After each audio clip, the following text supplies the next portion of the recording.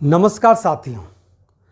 अब जबकि प्रदेश भर के माध्यमिक शिक्षकों कर्मचारियों के लिए यह अनिवार्य किया जा रहा है कि वह कोई भी अवकाश मानव संपदा पोर्टल के जरिए ऑनलाइन ले सकते हैं, तो हम आज नफ़ा नुकसान की चर्चा करेंगे।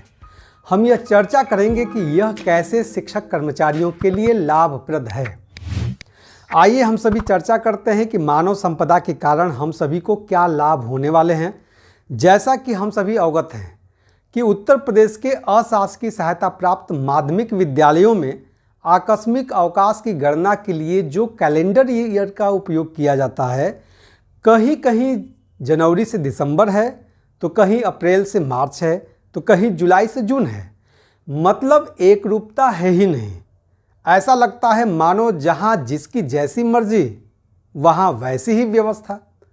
हालांकि मैं बता दूं कि 18 अक्टूबर 2001 को माध्यमिक शिक्षा निदेशक ने एक पत्र जारी करके आदेशित किया था कि सभी शासकीय और अशासकीय सहायता प्राप्त माध्यमिक विद्यालयों में आकस्मिक अवकाश की गणना 1 जुलाई से 30 जून की अवधि को ध्यान में रखकर ही किया जाए।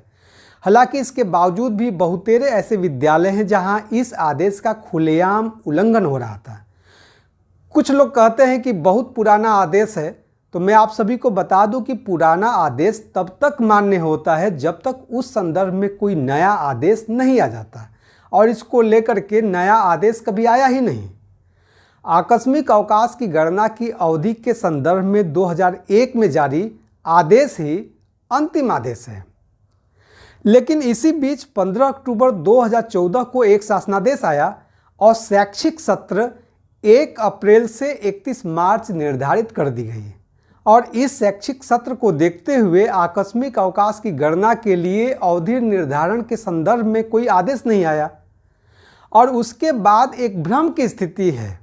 कहीं जुलाई से जून, तो कहीं जनवरी से दिसंबर, तो कहीं अप्रैल से मार्च, ऐसे अवधि का उपयोग किया जा रहा है। अब जबकि पूरे प्रदेश के सभी सहायता प्राप्त विद्यालयों में मानव संपदा के जरिए आकस्मिक अवकाश की व्यवस्था की जा रही है, तब आकस्मिक अवकाश के लिए गणना अवधि के निर्धारण में एकरूपता आ जाएगी। जहां तक मेरा मानना है, संभवतः इसे जनवरी से दिसंबर ही किया जाएगा। तो शिक्षकों को एक तो फायदा यह है कि आकस्मिक अवकाश गणना के लिए अवधि निर्धारण में एकरूपता आ जाएगी, तो एक यह फायदा है। अब हम बात करते हैं कि अवकाश के लिए आवेदन और उसके अप्रूवल के संदर्भ में। साथियों, जब हम ऑफलाइन के जरिए अवकाश के लिए आवेदन करते थे, तो कई विद्यालयों में प्रधानाचार्य और प्रबंधकों द्वारा मनमानी की जाती थी। कैसे, मैं बताता हूँ। एक तो यह मनमानी होती थी कि नेचर ऑफ लीव, यानी नेचर ऑफ लीव को लेकर के जो मनमानी थी, कोई शिक्षक कर्मचारी मेडिकल लीव के लिए आवेदन करता था तो मैनेजर कहता था कि मेडिकल लीव नहीं, सीएल ले लो। मानव संपदा में आवेदन का यह फायदा होगा कि नेचर ऑफ लीव को लेकर जो प्रधानाचार्य और प्रबंधकों की मनमानी होती थी, वो मनमानी रुकेगी। साथियों, यह कार्मिक के अधिकार क्षेत्र में आता है कि वह किस तरह का अवकाश लेना चाहता है। कोई प्रबंधक या प्रधानाचार्य उसे नेचर ऑफ लीव को लेकर कोई सुझाव नहीं दे सकते, और स्पेसिफिक नेचर ऑफ लीव तय करने को लेकर किसी शिक्षक या कर्मचारी को बाध्य नहीं कर सकते। फाइनेंशियल हैंडबुक वॉल्यूम 2 पार्ट 3 में फंडामेंटल रूल्स 87A को लेकर के जो गवर्नमेंट आर्डर है, उसमें लिखा गया है, in the case of government servants to whom rule 87A applies, the authority competent to grant leave has no power to alter the nature of leave applied for। स्पष्ट है कि नेचर ऑफ लीव को लेकर के किसी शिक्षक या कर्मचारी को बाध्य नहीं किया जा सकता है। तो एक फायदा यह भी होने वाला है। अवकाश को लेकर के दूसरी मनमानी यह थी कि कोई शिक्षक या कर्मचारी अगर 5 दिन के लिए आकस्मिक अवकाश का प्रार्थना पत्र देता था, तो प्रधानाचार्य कहीं 2 दिन का अवकाश स्वीकृत करते थे, तो कहीं 3 दिन का अवकाश स्वीकृत करते थे। मानव संपदा के जरिए अवकाश आवेदन में एक फायदा तो यह भी होना है कि अब इस तरह के जबरदस्ती पे लगाम लग जाएगी। साथियों, मैनुअल ऑफ गवर्नमेंट आर्डर्स का पैरा 1082 में स्पष्ट रूप से व्यवस्था दी गई है कि कोई शिक्षक कर्मचारी लगातार 10 दिन का आकस्मिक अवकाश ले सकता है। लेकिन कई ऐसे विद्यालय थे जहां प्रधानाचार्य अजीबोगरीब नियम कानून बताते थे और अधिकतम 3 दिन का ही मिलेगा, 2 दिन का ही मिलेगा, इस तरह के मनमाने व्याख्या करते थे। उस पर लगाम लगेगी। यही नहीं, मैनुअल ऑफ गवर्नमेंट ऑर्डर्स के उसी पैरा में यही लिखा हुआ है कि आकस्मिक अवकाश के बीच में पड़ने वाले कोई भी छुट्टी, रविवार आदि की गणना आकस्मिक अवकाश में नहीं की जा सकती। इसके बावजूद कई विद्यालय हैं जहां प्रधानाचार्य मनमानी करते हैं और बीच में पड़ने वाले छुट्टियों को भी आकस्मिक अवकाश में उसकी गणना कर लेते हैं। अब मानव संपदा के जरिए जब ऑनलाइन आवेदन किया जाएगा, इस मनमानी पर भी लगाम लग जाएगी। साथियों, प्रदेश के कई ऐसे महिला शिक्षक हैं जिन्हें चाइल्ड केयर लीव को लेकर के काफ़ी परेशान किया जाता है।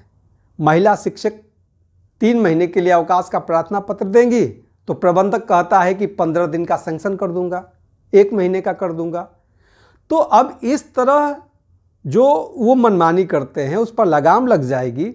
जितने दिन के लिए अवकाश का प्रार्थना पत्र दिया जाएगा, अब केवल उतने दिन का ही अवकाश वो अप्रूव कर पाएंगे, क्योंकि मानव संपदा पोर्टल पे अवकाश अवधि को कम या ज़्यादा करने का कोई ऑप्शन ही नहीं है। They will have just 2 options, either they will approve और रिजेक्ट। वह या तो अप्रूव करेंगे या रिजेक्ट करेंगे, लेकिन अवकाश की अवधि को लेकर के कोई परिवर्तन अब वे नहीं कर पाएंगे।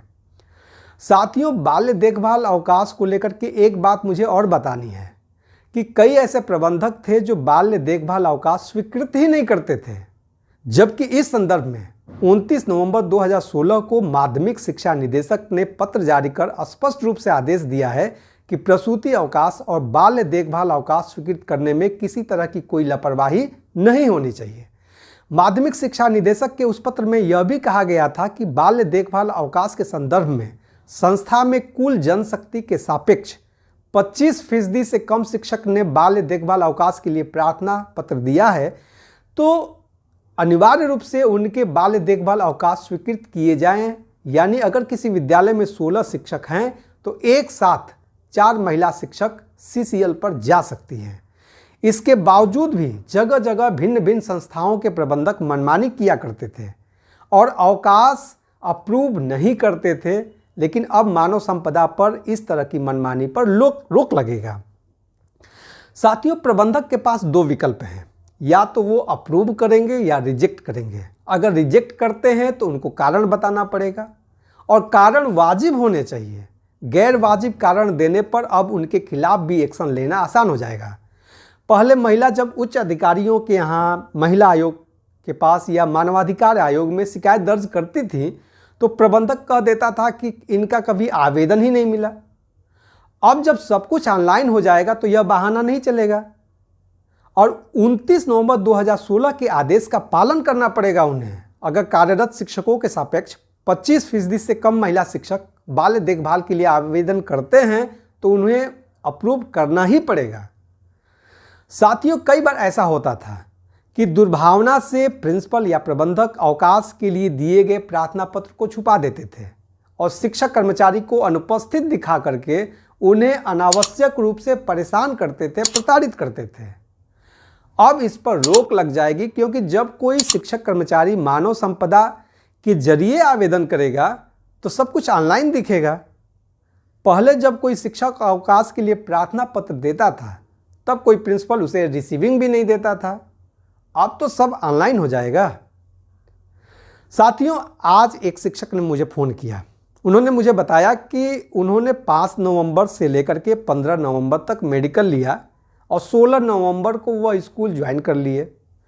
मेडिकल जो अवकाश के लिए जो उन्होंने आवेदन दिया था वो स्वीकृत था। इसके बावजूद नवंबर माह की सैलरी अभी आई है तो उनके 11 दिनों का वेतन रोक दिया गया। अब जो इस तरह की जो बदमाशी है उस पर रोक लगेगा, क्योंकि कोई भी अवकाश स्वीकृत होने के बाद किसी भी शिक्षक या कर्मचारी का जो वेतन है, जो सैलरी है, वह नहीं रोका जा सकता है, चाहे वह अवकाश मेडिकल हो, कैजुअल हो, चाइल्ड केयर लीव हो या मैटरनिटी लीव हो।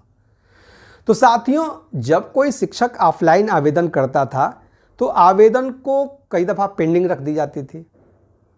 शिक्षक परेशान होता था। उदाहरण के लिए किसी महिला ने प्रसूति अवकाश के लिए आवेदन किया तो प्रबंधक न उसको स्वीकृत करता था न रिजेक्ट करता था, उसको पेंडिंग रखे रहता था। अब जब सब कुछ ऑनलाइन हो जाएगा तो तय सीमा के भीतर प्रधानाचार्य और प्रबंधक को अवकाश स्वीकृत करने होंगे। साथियों, आज मैंने इस वीडियो के माध्यम से बताया कि मानव संपदा के जरिए जो ऑनलाइन आवेदन किए जाएंगे उससे शिक्षकों को नुकसान कम हो रहा है, फ़ायदा ज़्यादा होगा। हम सभी को बिल्कुल भी घबराना नहीं चाहिए। मानव संपदा हम सभी के लिए फ़ायदेमंद ही है। हम सभी नियमित शिक्षक हैं, मेहनती शिक्षक हैं और हम बच्चों को ईमानदारी और मेहनत से पढ़ाते हैं, तो फिर डर किस बात का? डर तो अब उनको है जो मनमानी करते थे। मैं आशा करता हूं कि आज का यह वीडियो आप सभी को पसंद आया होगा। एक कमेंट जरूर लिखिएगा। धन्यवाद।